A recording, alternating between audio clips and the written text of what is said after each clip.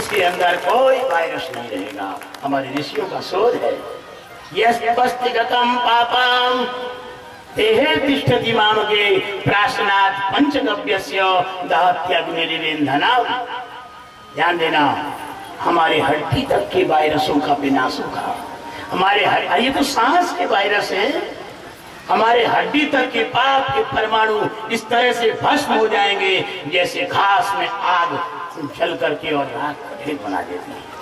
हमारे अंदर पापों के परमाणुओं का विनाश हो जाएगा। पंचगव्य रोजाना कल से आप लोगों को उपलब्ध होगा। आप बिल्कुल निडर हो जाएं, ध्यान देना। और एक बात और सबसे बड़ी महत्वपूर्ण है कि आप अपने भोजन को संयमित करें। ये पाश्चात्य सभ्यता की चकाचौंध में हमने उनके पिछलगू बन करके हमारी आर्य संस्कृति के आहार विहार को तिलांजलि दे दी। कभी नहीं ऋषियों ने कहा तुम 4-4 दिन का सड़ा गला भोजन करो। ये फ्रिज में रखने के बाद जो पदार्थ सड़ गया है, गल गया है, किंतु फ्रिज में ठंडक के कारण उसका सड़ान और गलान का कोई भान ही नहीं है, वायरस इन्फेक्शन हो चुका है।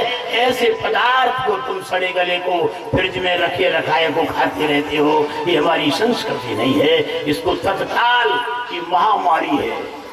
आपके घरों में 4 महामारियां पहले से ही हैं, अगर चाहो तो बता दो। एक महामारी आपके घर में है फ्रिज। फ्रिज का रखा हुआ कोई भी सामान ये तुमने खाया वो तुम्हारे शरीर के लिए हितकारक नहीं है। हमारा जिस देश में जन्म हुआ है ये देश समशीतोष्ण देश है। यहाँ पर प्राकृतिक ढंग से जो ठंडा गर्म जो पाया जाता है वही हमारे शरीर के लिए हितकारक है। इसलिए फ्रिज के रखे हुए किसी पदार्थ को आप ग्रहण न करना। टमाटर रखा है उसमें इन्फेक्शन हो गया है, कभी कभार लाइट भी चली गई है, उसके बाद फिर दोबारा ठंडा हो गया, उसका जो इन्फेक्शन हमारे शरीर में चला जाता है। शरीर अकाल मौत से जूझता है। ध्यान देना, कोरोना जैसे वायरस फ्रिज में रखे हुए पदार्थों से और ज्यादा पनपते कि हमारे शरीर को बिगाड़ते। फ्रिज के अंदर अमोनियम गैस रहती। आप अगर कोई भी चीज कटी हुई या तरल चीज फ्रिज में रख दो उस गैस का उसमें प्रभाव प्रवेश हो जाता है और उसको तुम खाओगे, तुम्हारा स्टमक, तुम्हारा लंग्स, तुम्हारी किडनी और तुम्हारा लीवर डैमेज होगा। ध्यान देना, ये फ्रिज महामारी है, इसको साष्टांग प्रणाम करो, हटा दो। और दूसरी महामारी बता दें, ये जो कुकर है, कुकर, ये सुकर नहीं है, कुकर। कुकर, अब कुकर क्या होता है? अरे कुत्ता को बोलते कुकर।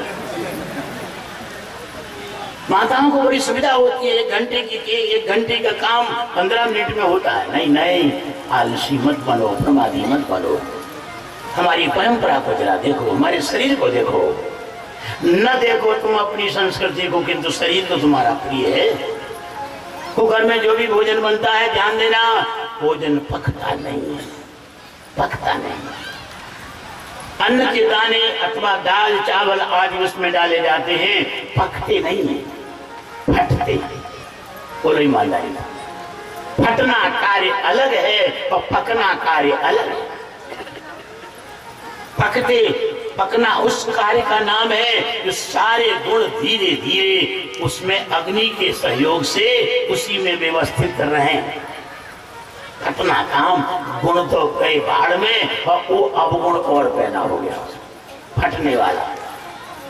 ध्यान देना, फटी हुई चीज को खाने से तुम्हारी आंखें फटेंगी, तुम्हारी ब्रेन फटेगी। ये ब्रेन हेमरेज क्यों हो रहा? फटे फटाए आहार का ये परिणाम है। हम ध्यान देना, आपने कुकर में दाल बनाई है, आज ही प्रैक्टिकल कर लेना और एक गंजी में, बटलोई में दाल बनाना, चूल्हे पे चढ़ोना और गैस पे बनाना और दोनों दालों को स्वाद देखना, कितना जमीन आसमान का फर्क होगा। हमारे बूढ़े लोग सब जानते हैं। एक रोटी तुम गैस पे बनाना और दूसरी रोटी तुम खंडों पे सेकना चूल्हे पे, दोनों में कितना फर्क होगा। प्यारे भाइयों, तुम सरासर जहर खा रहे हो, इसलिए तुम अकाल मौत से जूझ रहे हो। और तीसरा महामारी तुम्हारे घरों में है शक्कर। कि शक्कर कोई अच्छी चीज नहीं है, शक्कर बहुत खतरनाक चीज है।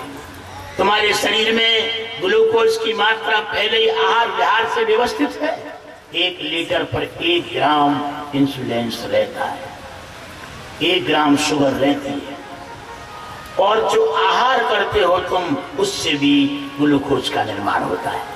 आपके लिए शुगर की जरूरत नहीं है अलग से।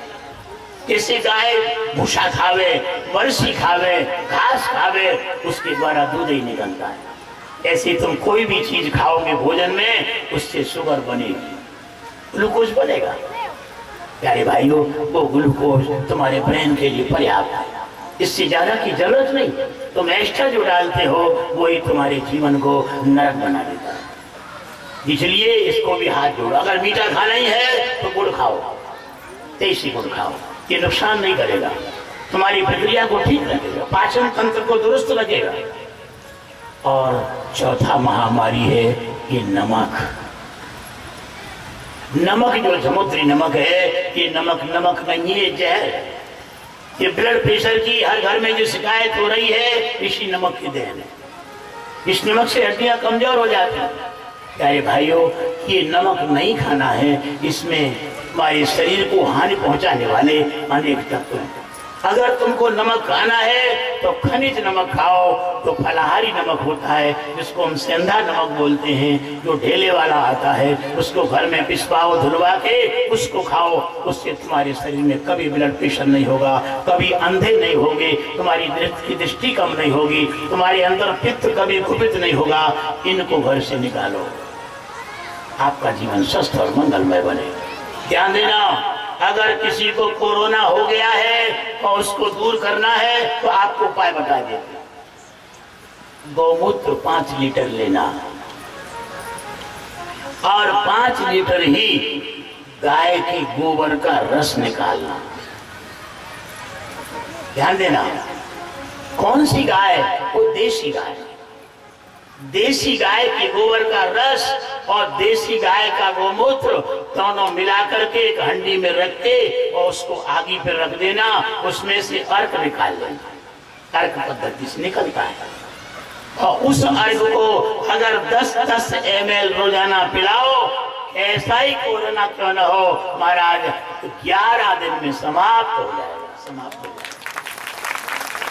हमारी गाय सामान्य नहीं है। गाय के अंदर गौमूत्र में जो विशेषता है, वैज्ञानिक भी महाराज घुटने टेक गए।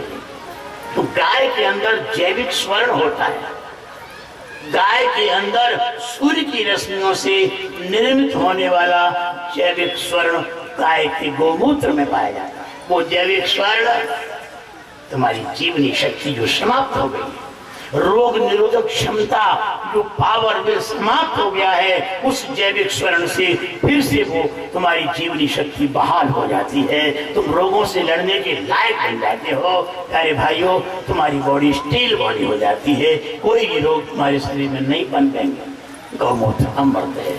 इस तरह से यहाँ पर धार्मिक विचारधारा से हमारी संस्कृति में ये सारी बातें पहले से जोड़ी हुई।